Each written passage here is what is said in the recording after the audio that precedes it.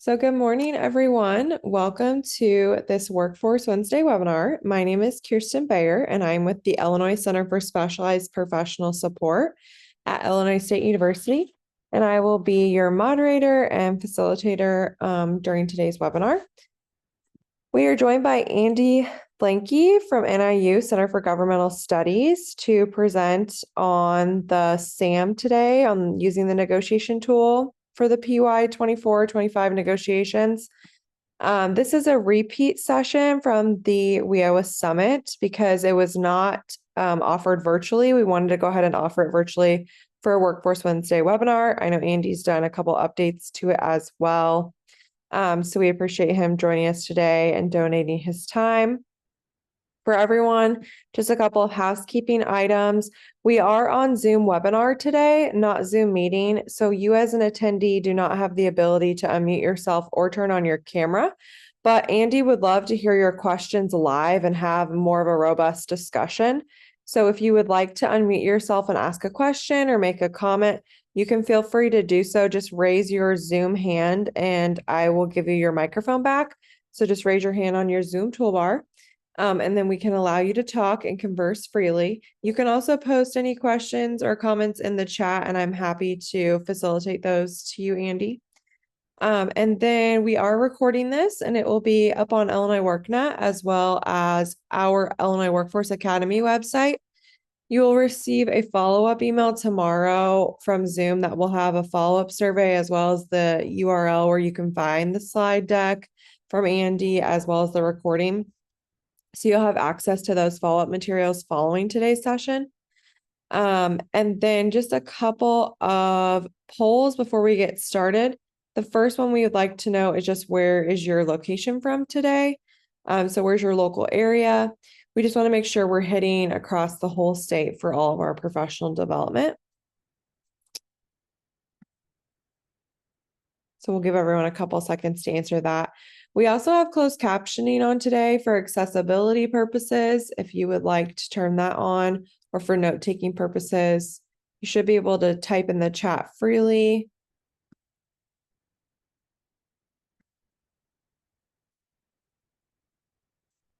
Okay, we'll go ahead and end that. Looks like we're hitting a good span across the northern and central part of the state, but not so much the southern part of the state today. Well, that works out well because this previous version of the presentation was in Collinsville, so anyone that was south probably saw it at the summit. So Absolutely. a good chance to catch up for those that might not have been able to make the drive or might have had a conflict at the time of this session at the WIOA Summit. Yeah, that's to be expected then. That's good. So we're hitting our target. That's awesome. Thank you, Andy. Okay, and then the next poll is just which partner do you best represent? So we'll go ahead and have you guys answer that, and we'll give everyone a couple seconds. Okay, I'm going to go ahead and end that and share the results. As to be expected, we have mostly Title I, couple Title II, and a couple state or local workforce innovation board members. So thank you for answering those polls. I appreciate it. It's for our analytics for the WIOA Professional Development Committee, which has partners from all four core partners on it, as well as myself, and our center helps facilitate that committee, and we plan the PD for all of these Workforce Wednesday webinars for the whole year. So we appreciate you attending today. Again, this is recorded and the recording and slide deck will be available following today's webinar. I'll let Andy go ahead and take it away. If anyone has questions, feel free to type in the chat or the Q&A or raise your Zoom hand and I can unmute you. Good morning. Thank you for joining us for this presentation on using the negotiation tool for program year 2024-2025 negotiations for WIOA Title I. My name is Andy Blanke. I'm with the NIU Center for Governmental Studies. I help various workforce development practitioners with their economic and demographic data needs across the state.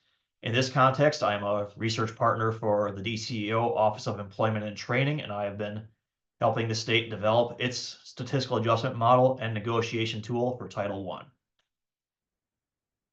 So in this presentation, I'll give a brief history of the statistical adjustment model, how it has improved over the years for Illinois. I'll spend most of the presentation giving an in-depth example of how the negotiation tool will play out in Illinois for this coming year. And then we'll finish with some next steps to look forward to in the negotiation process and as the SAM continues to evolve in the years to come. So a brief history of the SAM. First of all, the Department of Labor requires that all states develop and use a statistical adjustment model for both performance assessments and performance negotiations. Each state has a lot of discretion in how they build that model, but all states are required to have the model include data on participant characteristics and on economic conditions. Each state is able to choose how they measure both of those. For example, of participant characteristic would be participants with a disability or participants that are returning citizens. It could also be the age composition of those WIOA customers. And an example of an economic condition would be the unemployment rate in the local workforce area. It could also be employment changes in the local area. So these are characteristics of the employment base. They aren't necessarily limited to characteristics of people that go through your door. So in Illinois, we had a pilot program for our SAM in program years 2021 and 2022. We were just getting the model off the ground this time, seeing if we could get something usable for assessments. We had the model on pause for this current year of program year 2023, so we could get the model ready for negotiations. And then we will begin full implementation of the SAM for both assessments and negotiations in program year 2024. It took us several years to get this house built, but we're finally getting to a point where we can let people inside, start having a party, start letting people see the different rooms, and start making the model useful. So a brief history of how the model has changed over the past few years. Our very first version of the model for years 21 was only measuring two indicators of performance: second quarter employment rate and second quarter median earnings. We limit ourselves to these two measures because those were the only two included in the model that the Department of Labor provides for all states at the time. Program year 2021 was during COVID. There was a lot of economic uncertainty that made it especially difficult to model outcomes even at the national level. And because we were just getting the model off the ground, we just copied the Department of Labor's model as a starting point. So that meant we used 45 different variables for economic characteristics and participant characteristics. It was just the exact same set of about 45 to 50 variables that were included in the Department of Labor's model. Now, that did not necessarily give the most reliable results for predicting performance in Illinois, but it was a starting point for the model, and we were able to improve it in the years after that. So after that first version of the model with the 50 variables all pointing in different directions with mixed results, we started streamlining the model based on the help of two groups. First of all, we assembled a SAM technical advisory working group represented by performance specialists at the various workforce boards across the state. I see that several of them from our working group are on this presentation right now. And then the second group that helped us was at the federal level. The Department of Labor established a technical assistance commission where some statistical consultants would work with state analytical staff that were developing the SAM in each state and help them talk through some of their pain points in building the model, help troubleshoot and improve the model from a technical perspective. So we got some clear feedback from both of these groups. The feedback we got was that a simpler model is better. Don't explain performance in 50 variables if you can explain it in half of that. So we were able to simplify the model from about 45 variables to 25 without erasing any of the key aspects of predicting performance. We were able to do this from two major perspectives. First of all, we did this by combining variables that seem to measure similar things. For example, we used to have separate variables for bachelor's degree, master's degree, and PhD degrees, when the more important variable is, does this person have an advanced education, bachelor's degree or higher? So that's one example where we combined three variables just down to one. So that's one way we reduce the variables. Another way we streamlined the model was by erasing categories where there just wasn't a lot of variation from local area to local area. So if there's a participant group that represents about 5% of the participants in almost every area, that isn't useful in the adjustment model because it's not picking up on differences between local areas. Another example is if a characteristic represents, say, 95% of the participants in every local area. That might be good to know, but it's not useful in the model because it's not picking up on differences across the state. One concrete example of that is in the dislocated worker program, we don't use a variable for unemployed at entry because by definition, nearly everyone in the dislocated worker program is unemployed at entry. So that's one example of where a variable was taken out, not because it's not good to know, but because it's just not helpful for predicting differences from one area to a next. So while we streamlined the model, we also expanded it. So instead of just looking at employment rates and median earnings in the second quarter, in program year 2022, we also added predictions for fourth quarter employment rate and for credential attainment rates. But at this time, the model was only measuring performance assessments, not for performance negotiations. So that's why we had the model on pause so that we can get the model ready for performance negotiations where we would predict performance for the future year, so to speak.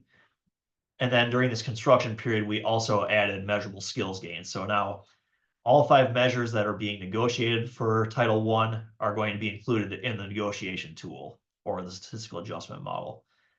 Now, sometimes we go back and forth between the terms SAM and negotiation tool, but they're really 2 sides of the same coin. So the statistical adjustment model is a term for the entire package of data that we use for both assessments and negotiations. The negotiation tool is a public-facing set of data pertaining specifically to negotiations in your local area. We call it a negotiation tool because it's meant to help the negotiation process along. It's not meant to replace the discussions with DCEO, Office of Employment and Training. It's not meant to set your performance targets without that negotiation process. It's just a set of information that's going to offer a starting point and some broader context based on what we're seeing in the economic and demographic data. Now we're going to dive into what the negotiation tool looks like in a minute, but first I'd like to take a step back and lay down some groundwork, lay out some of the definitions of terms that you're going to be seeing in the negotiation tool, because this has a lot of different moving parts. So one thing you're going to see in the negotiation tool is called the actuals. When you see actuals, think this is the actual data in your local area. So actuals could be the participant characteristics of people that were served in a cohort for a given year. These could be the employment changes in the local area, or they could be the unemployment rate for the local area. So when you see actuals, think this is my actual economic data, or this is the characteristics of my actual participants. Another piece of the negotiation tool you'll see are called coefficients. Now, I'll spare you the long statistics lecture on what a coefficient is. The short version is it's just a number summarizing the relationship between your actual data and the outcome of performance that we are trying to predict. So if a coefficient is negative, that means when there are more participants with a characteristic, that leads to a predicted lower performance outcome, such as a lower employment rate.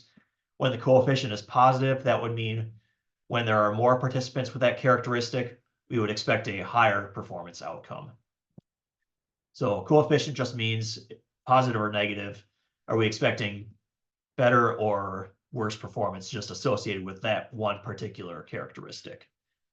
So then we multiply the actuals and the coefficients to get what is called a weighted actual, or the actuals are weighted by the coefficients. The weighted actual is a bottom line measure of how each variable contributes to the predicted performance outcome. So then we add up all of the weighted actuals to get what's called a simulated performance. And the simulated performance is going to be what the model, so to speak, would expect the performance outcome in your local area to be, just based on the data that we have in the model at this point.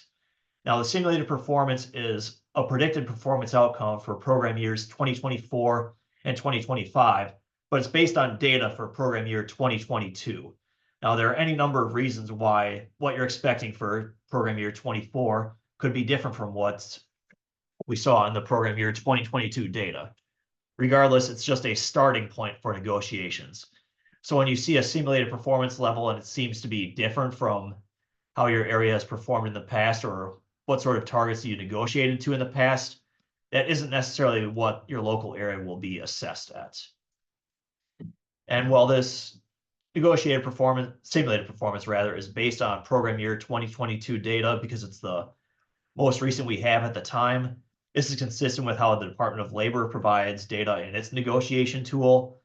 And we do have some partial data for program year 2023 when we're developing the coefficients. When we would start using more complete program year 2023 would be when we're using the model for performance assessments at the end of the year. So those are some of the definitions of the negotiation tool.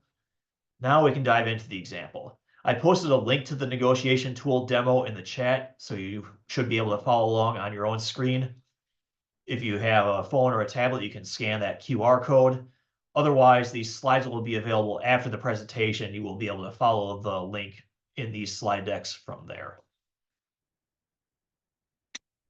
So before we dive into what's in the tool, I'm just going to give a quick crash course on how to work with the Power BI platform where this negotiation tool is hosted. I think you'll find that this tool is going to be a lot easier to work with than an Excel spreadsheet. It shouldn't be too difficult to work with, but I just thought I'd touch on some of the key features in navigating the tool online. So in the upper left corner of most pages in the negotiation tool, you'll see a green box that says Select LWIA. With that, you can click on a drop-down menu where you can select your local workforce area, and that should persist across pages. So if you jump 10 pages ahead, it should still be on the LWIA you selected. You shouldn't have to make a new selection every time you change a page. And then at the bottom and center of the page in the negotiation tool, you'll see a navigation panel. You can use the left and right arrows to arrow forward and backwards one page at a time. Otherwise, you click at the center where it says 3 of 31 in that screenshot. That will pull up the full list of pages in the negotiation tool. So that way you can jump, say, 10 pages ahead, 20 pages ahead. So you can go either way to navigate in the tool. So if you want to see some of the detailed results, but then you want to go back to the executive summary, you don't have to arrow back 17 pages. You can just go through from the table of contents that way. And then one more thing to keep in mind as you're working with the tool is that whenever you see a table, if you click on the column headers, you can sort it by that column. So by default in the tables, we sort by the weighted actuals or bottom line, how does each variable contribute to the expected performance outcome?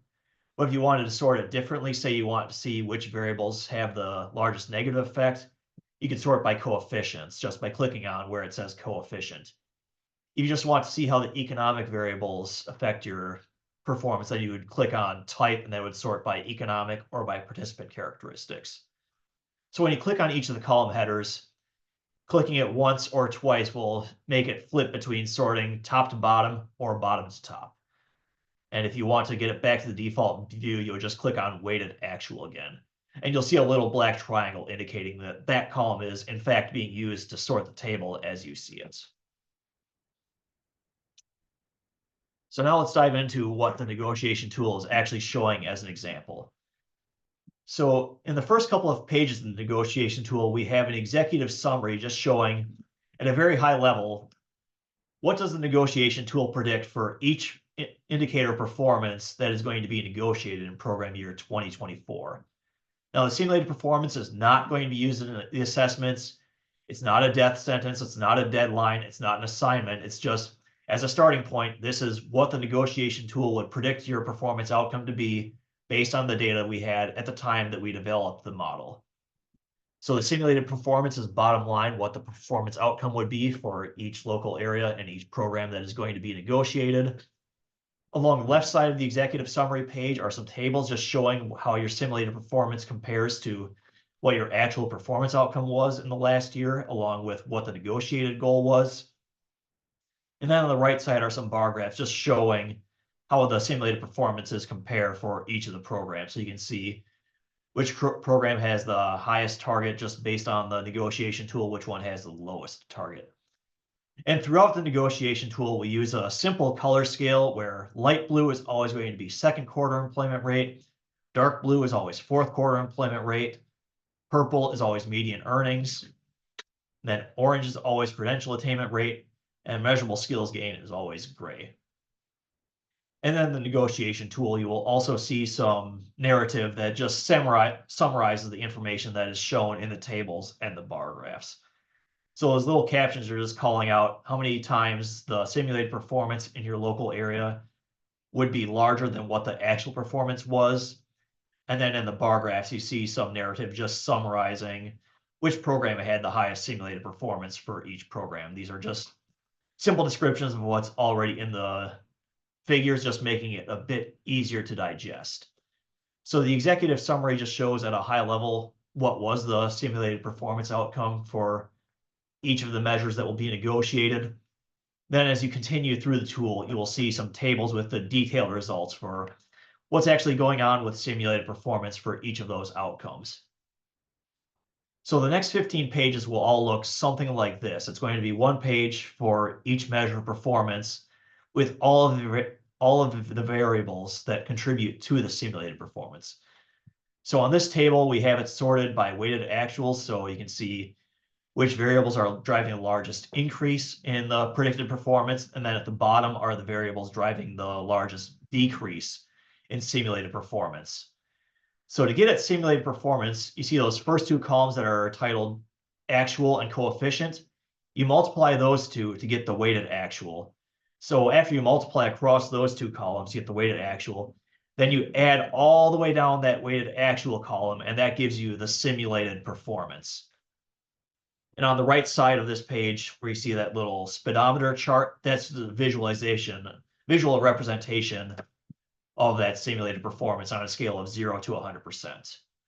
This is a simpler way to make that 65% easier to digest. And then on each page of the negotiation tool, you'll see a caption that just calls out which variable has the largest effect on simulated performance for your local area. Now, there's a lot going on in this table, so let's take another minute to step back and walk through some of the key points in this. So towards the top of the table, it's showing that ages 25 to 44 has the largest effect on simulated performance for second quarter employment rates in the adult program. The reason this one has the largest effect is because it has a very large actual. Almost 2/3 of participants are in the 25 to 44 age group, but it also has a strong coefficient of 0.5. So that means that LWIAs with more participants ages 25 to 44 typically have a better employment rate in the adult program. There are a lot of people ages 25 to 44 in this cohort in this local workforce area. That leads to a larger weighted actual. Then as we go down towards the middle of this table, that's where we get at the variables that don't have much of an effect on simulated performance. As an example, the professional and business services sector had employment that grew just 0.8% in the local workforce area over the past year. The coefficient was a bit weaker, but still positive at 0.4. So that means that it was a strong coefficient, but there just wasn't much employment growth in that sector in the local area over the past year. So that's not much of an actual with a strong coefficient. Bottom line, that's not much of a weighted actual. So due to professional and business services employment growth, that's associated with just a 0.3% or a less than 1% increase in employment outcomes just based on that particular variable. And then towards the bottom of the table, or at the very bottom rather, the variable driving the largest decrease in simulated performance is participants that have low skills or literacy. So about 84% of participants in this cohort had this barrier to employment. There's also a negative coefficient at negative 0.164. A lot of participants with that characteristic and a negative coefficient means there is a larger decrease in simulated performance due to that particular variable. So if you wanted to see which variables might be driving a decrease in simulated performance, say for planning purposes, you could click on that weighted actual column again, and then you would sort it by negatives first. So that would just make the variables driving a decrease in performance easier to understand. So we will have a page like this for each measure of performance that is being negotiated in the tool. Now, this is all based on program year 2022 data. So if you expect these participant characteristics to change over the next few years, say due to a change in grant funding, that's something that you can discuss during the negotiation process. It's possible that the simulated performance does not entirely capture your participant characteristics, if your characteristics are going to change from when we captured it in this data. So that's something to keep in mind during the negotiations process. So in addition to those pages with the detailed negotiation tool results by measure, towards the end, we also have an appendix with some simple descriptive comparisons of actual performance outcomes in each local workforce area. Now, local areas are not going to be assessed relative to their program rankings, but from a continuous improvement perspective, this might be something to consider. So if your local area is typically one of the higher ranked programs on outcomes and the simulated performance is showing up as lower, it doesn't necessarily mean that you're going to have a lower negotiated target. That's just what the model is predicting, and the DCEO Office of Employment and Training might negotiate to a different target.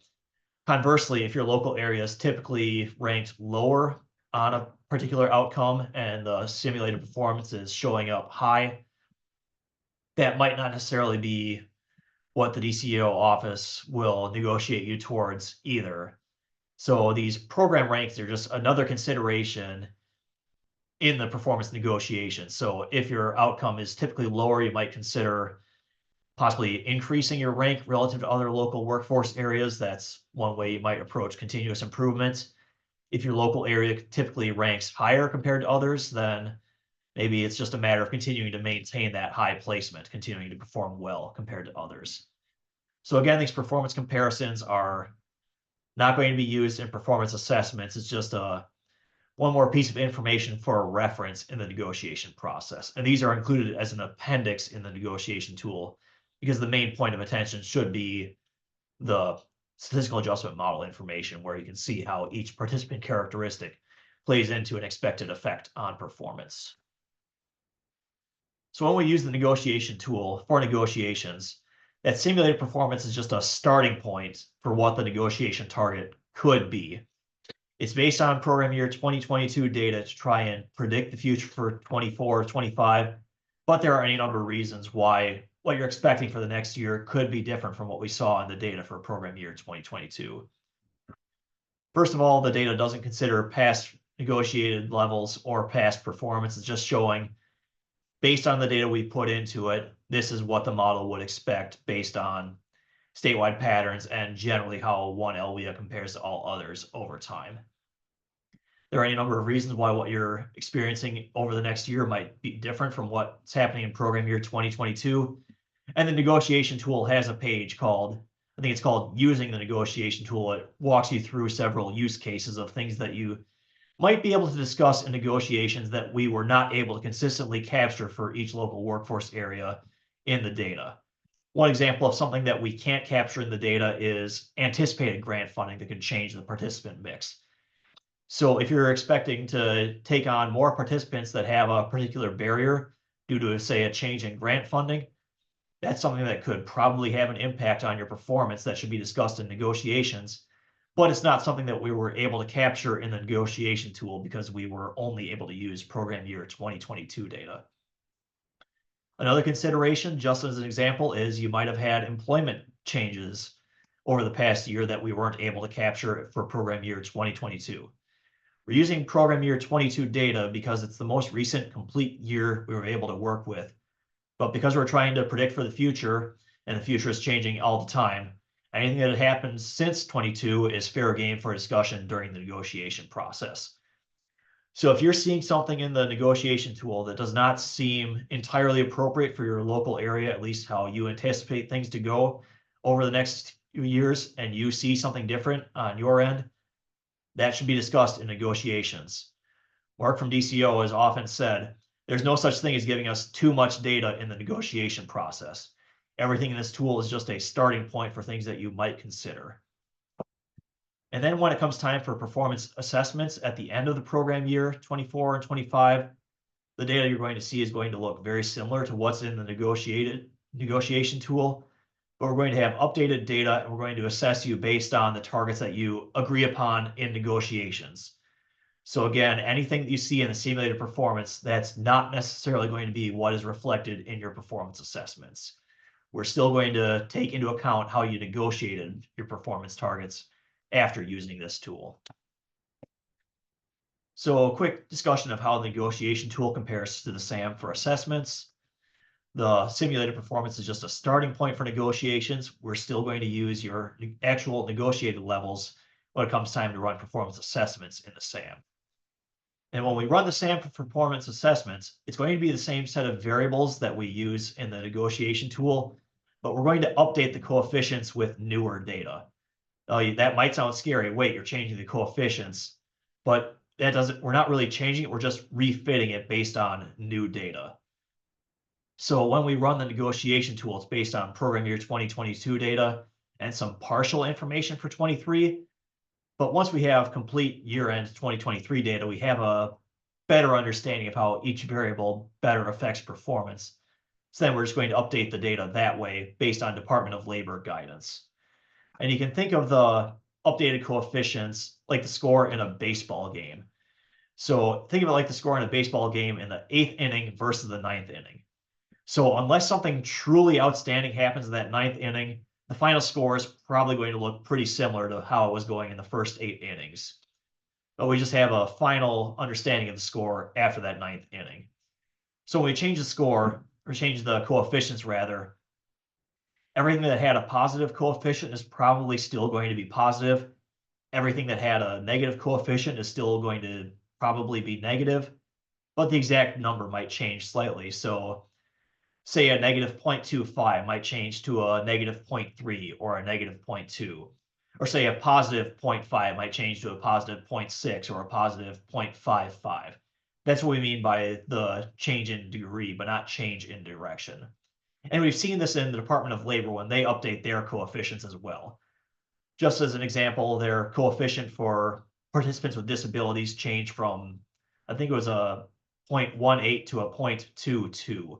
So that's just an example of the scope of the change that happens when we work with new data. We're not pulling the rug out from under you. We're not suddenly changing the coefficients from positive to negative. We're just working with slightly newer data, just like changing the score in a baseball game from the 8th inning from the 9th inning. So we'll leave you with some upcoming dates with regard to the negotiation process. The program year 2023 assessments are not going to use the SAM because we had the model on pause to get this ready for negotiations. So your performance assessments are just going to be actual outcomes versus negotiated targets. The SAM does not play a role in these current performance assessments. The negotiation tool is set to have a full release by July 1st. So with that link that we posted in chat and that is in the slides, I encourage all of you to take a look at that tool and provide me any feedback about things that you'd like to see improved, clarified, easier to work with so that we can get this tool looking as good and as easy to use as possible for that July 1st launch dates. And the tool will be hosted on Illinois WorkNet in a format very similar to what you're seeing in that link that I posted in the chat. The reason why we want this negotiation tool out by July 1st is so that all the local areas have sufficient lead time to review the tool and work with it going into negotiations for program year 2024 late this summer. So we didn't want to get the tool out in August 31st for negotiation September 1st. We want it out midsummer so that you're ready to work with it and have some information to consider going into negotiations late summer.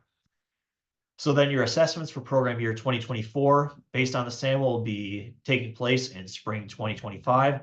The SAM that we use for assessments in 2025 is going to look very similar to what you're seeing in this negotiation tool. It's just going to include more complete updated data for the next program year. And then the negotiated targets for this year are going to carry over to next year because we always negotiate in 2-year cycles. So then your performance assessments for program year 2025 will happen in spring 2026. So then the next time you would see a major update of the contents of the negotiation tool would be for program year 2026, 2027 negotiations a few years from now. And with that, I can take any questions you might have. Thank you.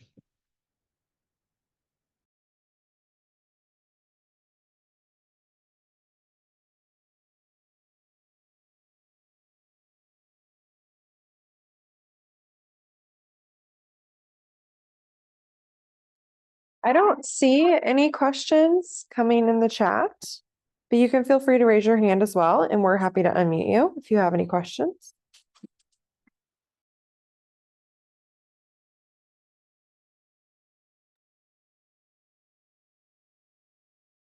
And I'd like to restate that we will be sharing the slides after this presentation, so you'll be able to review the negotiation tool draft on your own time, and I'll be open to for any questions you might have about it after that. So if you're working through the tool now, I can take any questions that you might have now. Otherwise, you have my contact info in those slides. By all means, send me any feedback you have with that draft version of the tool so we can get it ready to go for that July 1st deadline. Awesome. Thank you so much, Andy, for the information. We'll give it just a couple more minutes if anyone has any questions, but otherwise we'll close ourselves out. This is being recorded and the slide deck will be available, like Andy said to you, on Illinois WorkNet, as well as our website, illinoisworkforceacademy.com. And that link will be sent out to you tomorrow. And it looks like we have some questions in the chat, Andy.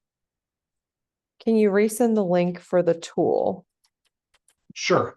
So. And then, yeah, it says, Okay, I had just posted a link to the chat again. So it's bit.ly/3 www.dyn.